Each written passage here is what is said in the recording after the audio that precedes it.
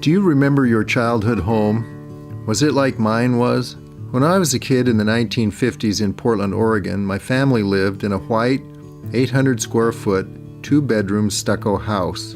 It was in a residential neighborhood built up in the 1920s. Portland is a large, bustling industrial port town where the Willamette River flows into the Columbia River. I went to a brick 2-story school that had mostly asphalt and concrete playgrounds, and still does. If we kids could get hold of a penny or two, usually found on the street or down in a storm drain, we'd stop at the 24 Flavors shop that was across the street from the school and get some candy. Jujubes were a good deal. Put one of those in your mouth and it would take hours to dissolve.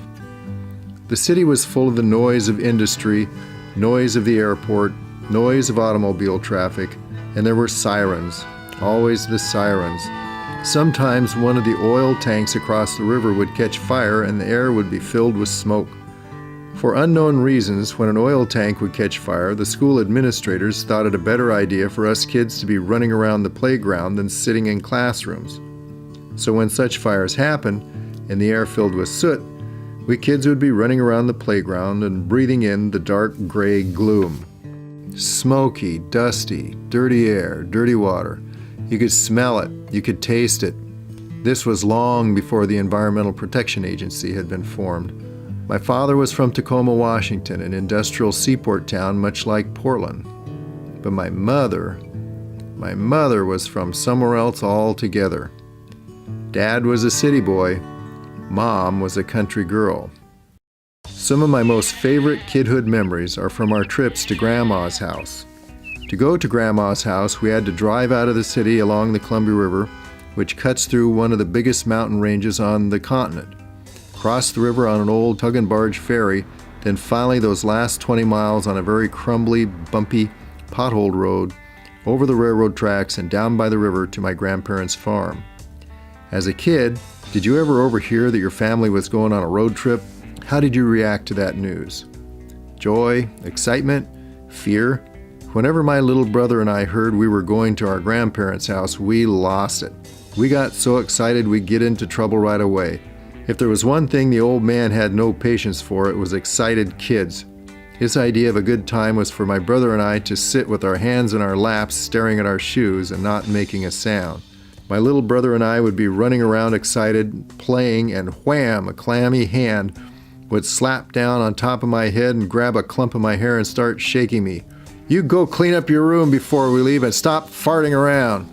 Stop farting around was a favorite old man command. He always frightened us. But contain us he could not.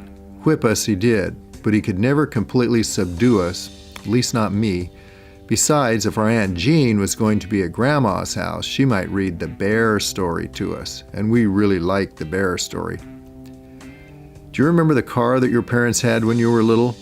In those days, my folks had a dull green Studebaker 6-cylinder jalopy that got us down the road.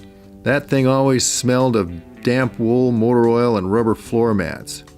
I can remember summer nights on a old gravel country road going from the family reunion at the Glenwood Grange over hill and dale to Grandma's house, jackrabbits bouncing right and left off the grill of that car, through the headlights all the way. There were lots of jackrabbits in those days, but that's another story. So first we had to get out of town. The routine was my mom would pack a lunch for us all. The old man would check the oil and tire pressure on the Studebaker. My brother and I would grab a teddy bear or our stock monkey, and we'd be all ready to go. I should mention at this point that Eisenhower had not yet created the freeway system. There were highways, but no freeways. The old Studebaker wheezed to life in the side yard, and we backed out onto the street and headed north to Columbia Boulevard. Columbia Boulevard headed east from North Portland and met with US Highway 30 and crossed the country all the way to New York. Did you have a produce row in your town when you were a kid? For all of us, Columbia Boulevard was fun because there were a lot of roadside produce vendors to stop by. We could get apples, peaches, berries, plums, and the like.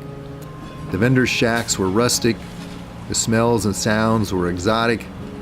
There were lots of different accents of the recent immigrants that were growing and selling produce. The roadside was dusty, horns honked, a train would rumble by on the nearby tracks. After a stop at Produce Row, we'd head on east across northeast Portland and out to Troutdale and across the Sandy River. By the time we got there, we were at the mouth of the Columbia River Gorge. But by this time, the fury of my brother and I fighting in the back seat had risen to a crescendo. We had territorial rules that we made up on these journeys. You may recognize them if you had a brother or sister along for the ride. We drew an imaginary line across the middle of the back seat, dividing it into two halves. We were not to cross onto the other one's side. He was to stay out of my space and I was to stay out of his. If he entered my space, I'd push him out of it, and he'd do the same to me if I got into his space. These episodes often began innocently with minor jabs and finger pokes, but they soon escalated into backseat brawls. Then the clammy hand would descend from above, the car would lurch to the side, and the old man's voice would boom as he swatted us.